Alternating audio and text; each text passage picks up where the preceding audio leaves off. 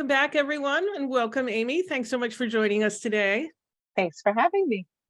So I am very excited to hear your thoughts about not just why you should keep your counselor and teachers updated, but you had a lot of other ideas about things that students should be thinking about now that I'd sort of never thought to recommend to students. So let's start with the nitty-gritty. Okay. And then you can go to kind of your broader advice, which frankly, I think is probably good for everybody, not just students.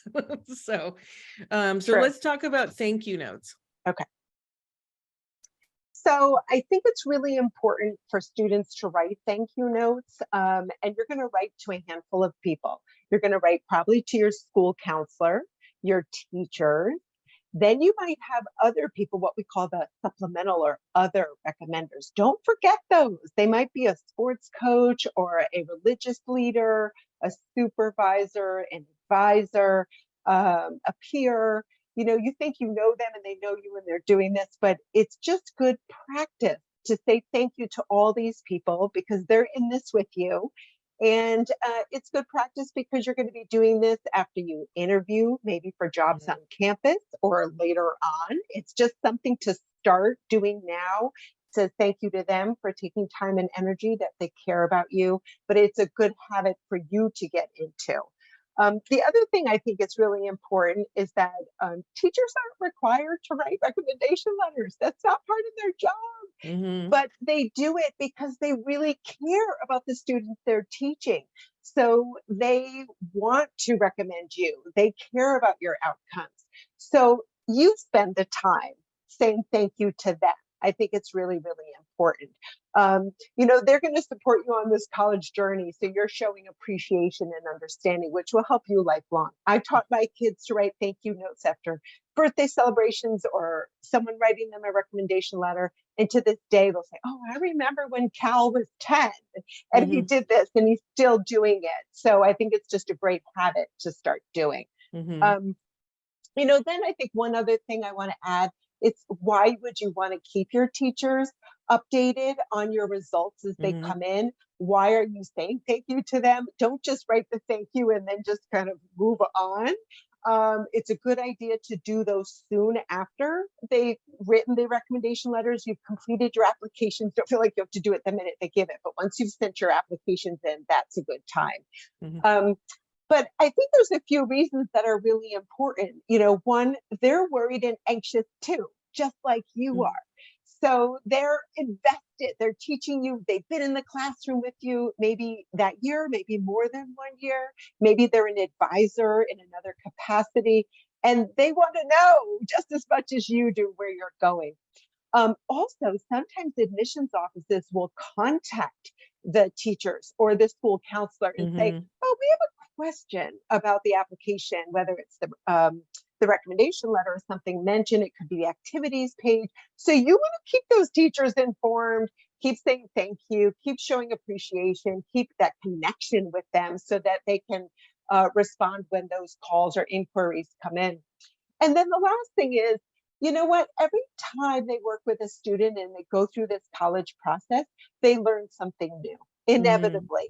So that helps them going forward the next year, the next 5 years, the next 10 years, and helping other students. So you're doing a service, really. Yeah, I think those are all great points. I mean, and when I was a high school counselor, if I got a handwritten note from a student, I didn't need something expensive. I mean, a gift certificate to Starbucks was great, believe me, no complaints, but no expectation of that either. But when I got a note clearly from the student, not the parent, like the student, or even an email, it was really special. And it was something that I remembered, and it, gave me that warm feeling. And you work very hard not to have favorites, but that does come up in the back of your mind then if you're talking to an admission officer. So just that sort of gracious, I wanted to let you know I got my applications in. Thank you so much. Really appreciate your help with this, or whatever it might be. It's meaningful. And that's what they're going to remember about you. I agree. And, again, and we'll get to this in a minute, but there's a lot of anxiety and stress around this application process, and the teachers are there with the students. And I think that students should not feel stressed to get it, the thank you in the minute after they see Mhm. that upload or download it or however it is in the Common App or whatever application it is. Don't feel like, okay, I got to stay up tonight till 2 a.m. and do this.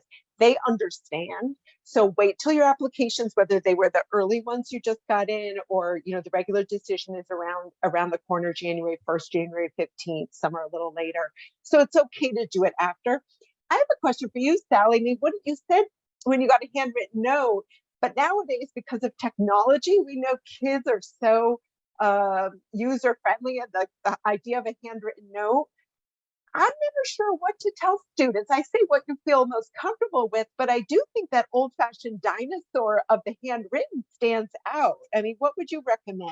I mean, I liked the cards. I would put them up around my office. So, I'm an old person. Like, I mean, certainly to a high. So I actually really did like those handwritten notes. And I was, I was a high school counselor on a high school campus. So it was pretty easy for them to just drop it off. I think, yeah, do whatever you will do is what matters, right? Like, I want to absolutely stress that whatever you will actually get done, both of those are going to be great. But if Yeah. you are in the same place as the person, like, and you think you can write a dash off just like a quick thank you note, then I think that, unless you're, I don't know, maybe your high school counselor's 25, probably not. We tended to be like at least 40, sometimes 35, I guess. Like, probably they're going to want those handwritten notes. And by the way, I wanted to follow up one piece of advice I give, like something that really kind of infuriated me was when, as a high school counselor, was when a student would come in and say, well, I got my applications, and so you have to get your recommendation in now too. Like, telling me how to do my Mhm. job, and as if they were the only student and I didn't have reasons for the order that I was doing them in. It was really, so what I tell students is, look, right, that thank you note saying that you've submitted your applications, that's the information I needed. Mhm. Right. But you're not telling me what to do, but because you got your application in, that will move you up in the line if there's another student who is not as on the ball as you, but where, like, obviously some deadlines are deadlines, period, and they need to happen earlier. But if there's a whole group of students who don't need it until the same day, the one who comes to me and says, hey, thanks so much, just wanted to let you know I got everything in, it's all been submitted, like, that actually would move a student up in the line for me Yeah. if there was some leeway. So that's the way to do it. Don't tell your teachers or counselors, you need to do this now. Because honestly, that's rude. They're adults. It's not your place. But tell them, I got it all in. Thanks so much for your help. I really appreciate it. I know how busy you are. And I think that's a valuable and really important point. We get so caught up in our bubble and in our Hmm. process that we think we are the only student.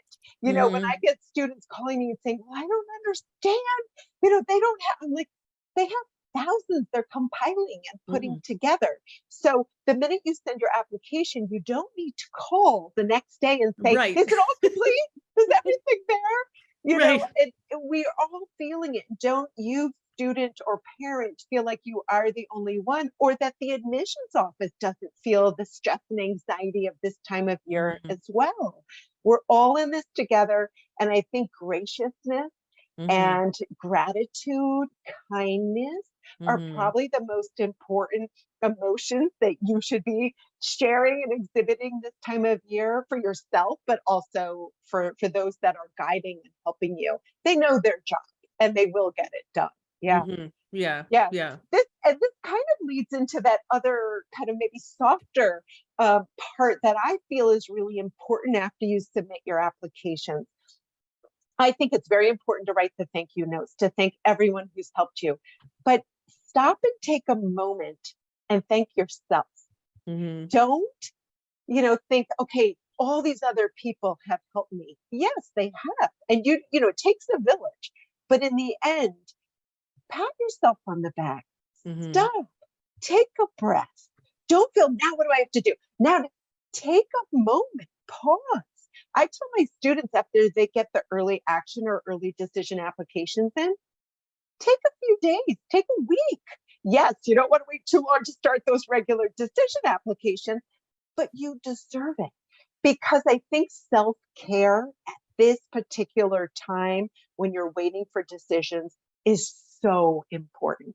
And students who are applying to schools or care about grades and getting everything in are very anxious. We're seeing a lot of anxiety, very worried. And maybe, I know this is easier said than done, but take a step back and do something fun. Go get ice cream with friends. Mm-hmm. Do some breathing exercises if you tend to, anxiety and worry overcomes you. You know, if you're near a beach or near a park, go take a walk. Sign Mm-hmm. up for a pottery class. Read a fun book. You don't spend time doing that. You have to read your English and your history and do your math problems.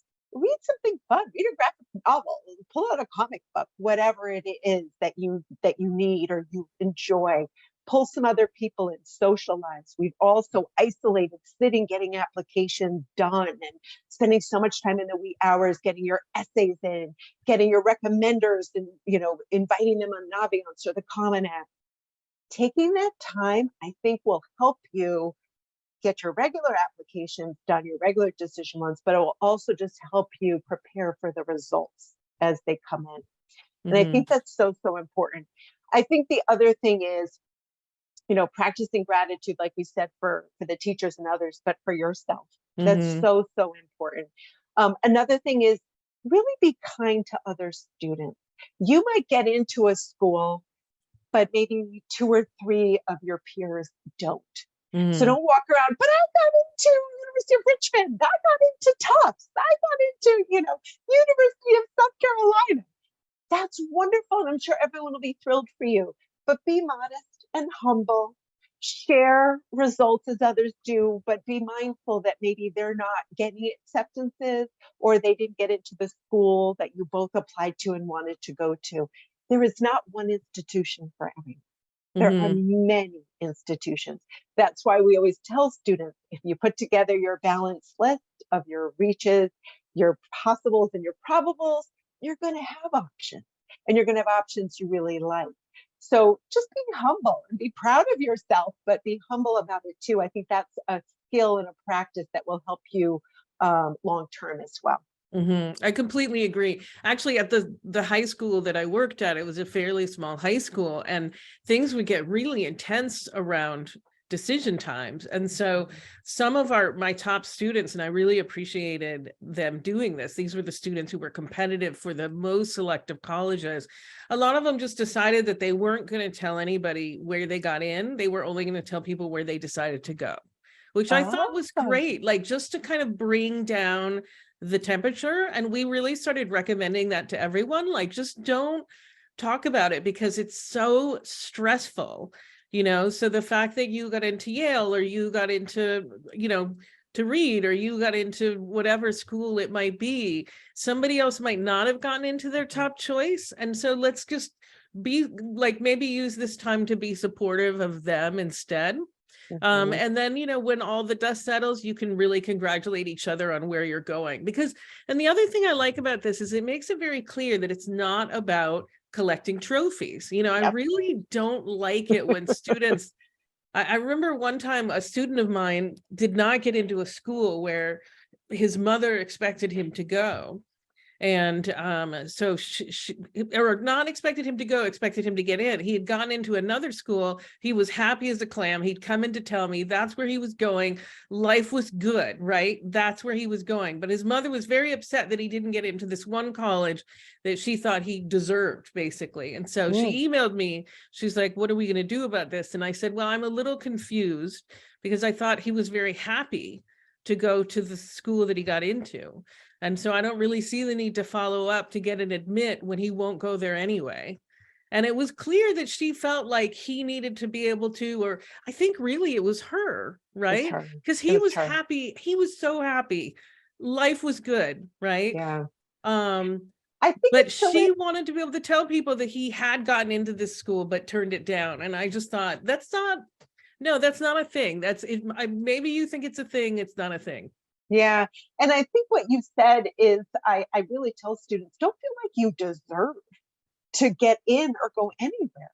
Schools have their institutional priorities, their mission, their goals. They're trying to collect students from all over the country, all over the world, different backgrounds to really give a great learning experience. They can't take all their students.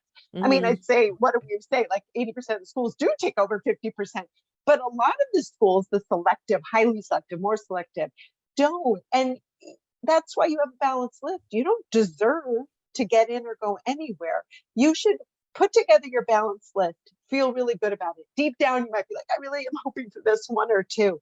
And if you don't get it, it's okay. So Mhm. you're prepared.